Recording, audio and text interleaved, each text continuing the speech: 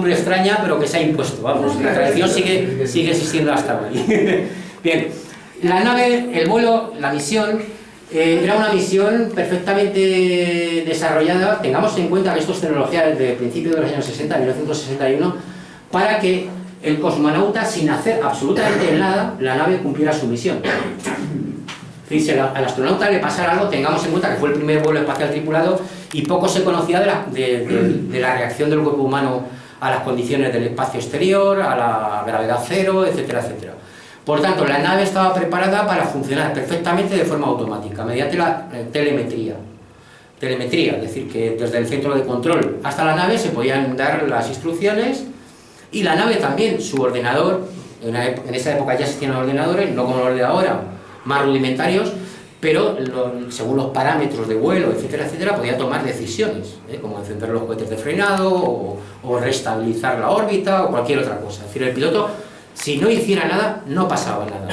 No obstante, si fallaba la telemetría, Yuri Gagarin tenía una clave para introducir en el panel de instrumentos que le permitía manejar la nave, pilotar la nave manualmente. No fue necesario, no obstante. Es decir, todo funcionó a la perfección durante la órbita. Pasa la imagen. Veis que el cuadro de instrumentos es muy sencillo. Es decir, que claro, era un cuadro de instrumentos que tampoco estaba previsto para que un cosmonauta lo pilotara, sino que era una nave automática. Es decir, pero aquí, por ejemplo, no había una pantalla de televisión siquiera, aunque ya en esa época existía la televisión. Ese globo, con esa cruz, establecía la posición exacta de la nave sobre la Tierra. Y de ahí sabían qué órbita estaba. Por ejemplo, ahí en ese punto estaría sobre Indonesia, ¿no? Al norte de Australia. Entonces eso se le iba girando y ahí lo iba viendo justo donde estaba. Aparte de eso tenía su ventana, etcétera, etcétera.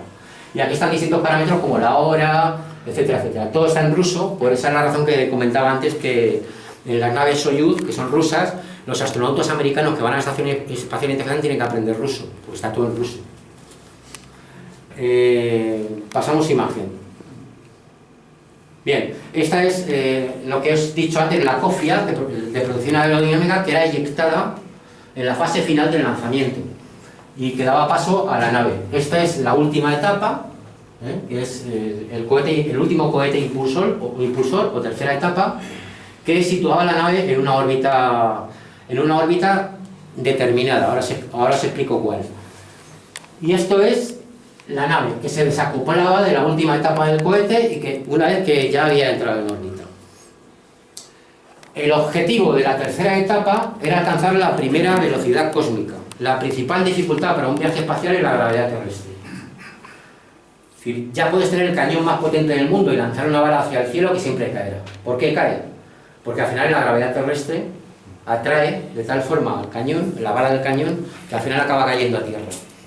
¿Cómo se evita eso? Alcanzando una velocidad determinada que te permita llegar a una órbita terrestre. En la Tierra, eso depende de una serie de fórmulas físicas y matemáticas basadas en la teoría de la gravitación universal de Newton. En la Tierra es de 28.000 km por hora. En la cosmonáutica soviética se denomina eso la primera velocidad cósmica. No es gravedad cero. Por ejemplo, la Estación Espacial Internacional no está en gravedad cero. Está orbitando la Tierra a 28.000 km por hora. Lo que pasa es que a una altura de 300 o 400 kilómetros, la fuerza de atracción de la gravedad se equilibra con la velocidad de la nave y produce 0G, digamos, sensación de estar en caída libre. No es una trayectoria de escape. Para una trayectoria de escape o lunar tienes que alcanzar mayor velocidad, y el cohete tiene que ser mucho más grande. Bien, esto fue gracias a la tercera etapa del cohete, y esto es la nave, que estaba dividida en dos módulos. El aparato del censo, como lo llamaban en la Unión Soviética, o Sarik. Sarik significa esfera en ruso. Ya digo que no eran muy imaginativos a la hora de poner nombres, y efectivamente era una esfera. Era el habitáculo presurizado donde estaba dentro el cosmonauta, el cuadro de instrumentos, las ventanas de ojo de buey para que visualmente el cosmonauta pudiera visualizar el exterior, un periscopio para visualizar también el exterior, etcétera, etcétera. y las antenas de comunicaciones y de telemetría. Y luego un módulo de servicio, que es la parte de la derecha, entre el SARIC o esfera y el módulo de servicio. Todas esas depósitos esféricos que vemos son los depósitos de soporte vital, oxígeno, nitrógeno, etcétera, etcétera. En las naves soviéticas, a diferencia de las americanas, la atmósfera era muy parecida a la que estamos respirando ahora mismo, estaba compuesta de oxígeno y nitrógeno, no era de oxígeno puro, lo cual es mucho más seguro para una nave espacial. En las naves americanas la atmósfera era de oxígeno puro y eso provocó un accidente terrible en una prueba del primer Apolo, del Apolo 1, en la que murieron los 3 astronautas en tierra. Porque, claro, cualquier pequeño cortocircuito y incendio en una atmósfera de oxígeno puro significa acabar combustión, carbonizado. Las naves soviéticas en este aspecto eran más seguras porque tenían una atmósfera muy similar a la de la Tierra, oxígeno y nitrógeno. El vuelo duró escasamente 2 horas en su totalidad. No obstante, la nave tenía soporte vital para unos 7 días, cerca de una semana. ¿Para qué? Si fallaba alguna cosa, siempre podrían solucionarla y la nave podría seguir en órbita mientras solucionaba el problema técnico y tenían soporte vital para 7 días. De hecho, en la siguiente postdoc no dieron ya una órbita, como dio Gagarin, sino que dieron 10, 12, 20 órbitas, ¿no? La segunda parte de la nave, como decía antes, es el módulo de servicio. Y el módulo de servicio incluía en la parte posterior, estamos hablando del año 61, paneles solares fotovoltaicos que alimentaban las baterías. Que, claro, creemos que esto es ahora la tecnología punta de ahora, ya los paneles solares, ¿no? Pues el Vostok 1 ya tenía paneles solares, ¿no? Eso alimentaba baterías, también para el soporte vital y para los equipos de la nave. Y un pequeño motor, que ¿para qué servía ese motor? Pues para la maniobra de frenado. Es decir, la nave, una vez que había entrado en órbita, alrededor de la Tierra, ¿cómo volvía a la Tierra? Pues esto es lo más sencillo de un vuelo espacial, lo más fácil del mundo. La nave se ponía en dirección opuesta a la órbita, encendía los cohetes de frenado, disminuía la velocidad, esa primera velocidad cósmica que hemos dicho antes, de 28.000 km por hora, y la gravedad de la Tierra hacía el resto del trabajo. Es decir, la nave ya era atraída hacia la Tierra y aterrizaba. Es decir, no tiene más historia. ¿Un giro de 180 grados? Sí, algo parecido. Bueno, 360 grados. No, dices la nave dándose la vuelta para... Sí, 180 grados. No, que quiere decir la órbita. Ah, claro. Bueno, y esto es básicamente la nave, una nave muy sencilla, aunque esta misma nave también se adaptó al final para tener varios tripulantes, hasta 3 llegaron ahí, en su versión Voskhod, ¿no? Siguiente imagen. Bien, esto es un esquema del vuelo, ¿no? Encendido de motores, ignición, lanzamiento del cohete, separación de la primera etapa, que son cuatro cohetes aceleradores, que eran la primera etapa. La etapa central o segunda etapa hace su trabajo y lleva a una altitud de casi 70-80 kilómetros a la nave. Se despega, se suelta la cofia de protección aerodinámica, porque ya a unos 70 kilómetros no hay fricción aerodinámica, y queda la nave libre, como veis ahí, la esfera, SARIC.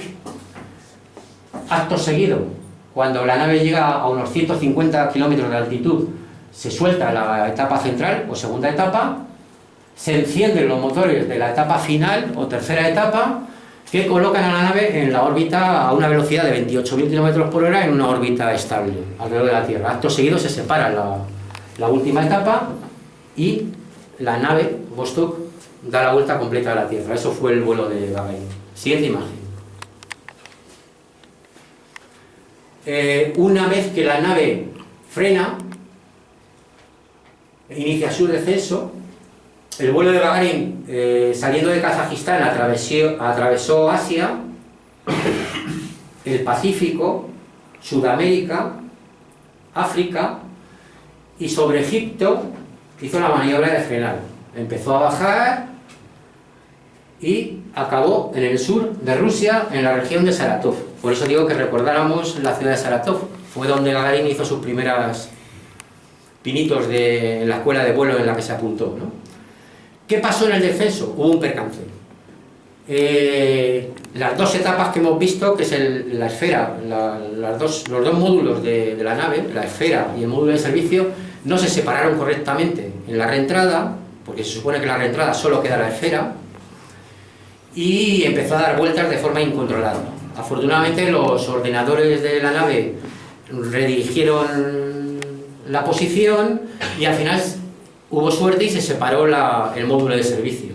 Pero ¿qué ocurrió? Que debido a ese percance la nave no aterrizó en el lugar previsto, con lo cual no había ningún equipo de rescate esperando a Yuri Gagarin. Podía haber aterrizado en cualquier sitio. Aterrizó a unos 300 kilómetros de distancia de donde estaba previsto, en el sur de Rusia, en la región de Saratov, cerca de una granja colectiva, y las primeras personas que vieron aparecer a Gagarin fueron esta señora que se llamaba Ana y su nieta Rita, que eran unas campesinas de un kolkhozs cercano. La primera frase que Gagarin pronunció fue responder una pregunta de esta señora, porque de repente vio aparecer a Gagarin con un traje naranja, el traje en esa época de los promotores soviéticos era naranja, un casco extraño y un aspecto muy raro, y la señora, la buena señora, preguntó a Gagarin: ¿viene usted del espacio exterior? Y Gagarin le contestó: sí señora, pero no se alarme, soy soviético. Porque también, claro, estamos hablando de la época de la Guerra Fría. En esa época los soviéticos estaban muy preocupados porque había muchos vuelos espía de pilotos norteamericanos sobre la Unión Soviética, etcétera, etcétera. Claro, entonces lo primero que dijo Yuri a la campesina, a la matrioska, fue: no se alarme, soy soviético. Y necesito un teléfono para llamar a Moscú. Entonces la señora le llevó a la aldea cercana, y acto seguido llamaron a un acuartelamiento cercano, que le llevaron a un cuartel y tal, y ya pudo llamar a Moscú para que vinieran los equipos de rescate a llevarlo. No obstante, era noticia que iba a subir ese día al espacio, ¿no? No, nadie sabía que ese día iba a subir al espacio. ¿Por qué? Se llevaron el más absoluto secreto. Claro, fue el primer vuelo espacial de la humanidad, y si hubiera fracasado, pues claro, al final hubiera sido un fracaso total. Claro, imagínate la prensa occidental. Dijeron: no vamos a decir nada. Una vez que se realice el vuelo, la gente se enterará. Pero se documentó. Claro. Este es un cartel que estaba en esa época ahora me imagino que habrán puesto un monumento. Hay un monolito ahora, de hecho. Un monumento. Este era un cartel que pusieron, que era el punto exacto donde aterrizó la nave de Gagarin. Pasamos imagen. Bien. Esto es una infografía que refleja un poco todo lo que hemos ido diciendo, ¿no? Cómo era la nave, cómo era el país, cómo era el hombre, unos rasgos de la vida de Gagarin y cómo fue la misión. La misión consistió en una vuelta completa a la Tierra. El despegue fue a las 9 horas, a las 9:07 hora de Moscú, con el módulo de Baikonur, como hemos dicho antes. Y una vez que alcanzó los 28.000 km por hora, dio una vuelta completa a la Tierra para aterrizar a las 11 horas. Es decir, que realmente salió a las 9 de la mañana y a las 11 ya estaba otra vez en la Unión Soviética y había dado una vuelta completa a la Tierra. Casamente en menos de 2 horas, ¿no? Sí, más o menos. Bueno. Y volver al trabajo. Sí, le daba tiempo casi a decir al jefe: oye, que me he entretenido un poco y... Ese era su trabajo. Ir al espacio y volver.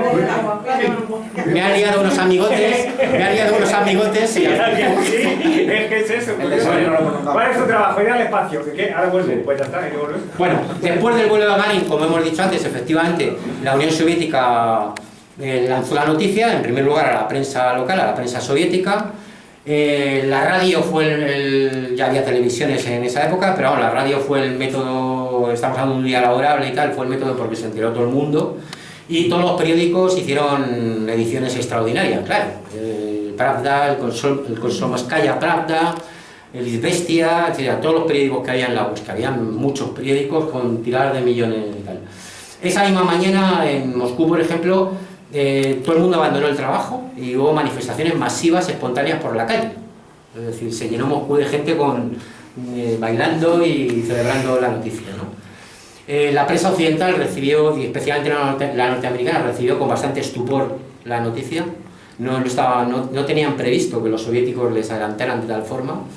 Es más, los norteamericanos pensaban que iban a hacer un vuelo balístico, es decir, que iban a lanzar una nave, como hicieron ellos con su primer vuelo, que no fue orbital, fue balístico, lanzar una nave y a 500 kilómetros que cayera otra vez, ¿no?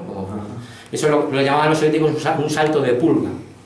No, el primer vuelo en el espacio fue un vuelo orbital completo, de una vuelta completa a la Tierra. El estupor fue total en Estados Unidos y todavía se están recuperando del tema, claro. Conocemos ya cómo son los americanos, ¿no? Bueno, después del vuelo de Gagarin fue todo un acontecimiento mundial, pero no solo en los países socialistas, sino en la Unión Soviética. Estamos hablando de la plena Guerra Fría, como dato. En el país de James Bond, en Inglaterra, Yuri Gagarin fue recibido en Londres por cientos de miles de personas por la calle. El primer ministro le puso un Rolls descapotable con matrícula IG-1, Yuri Gagarin 1, y así recorrió Londres. Aparte estuvo en La Habana, en el Cairo, en Nueva Delhi, etcétera, etcétera, ¿no? Es decir, fue, bueno, el héroe mundial de la época, ¿no?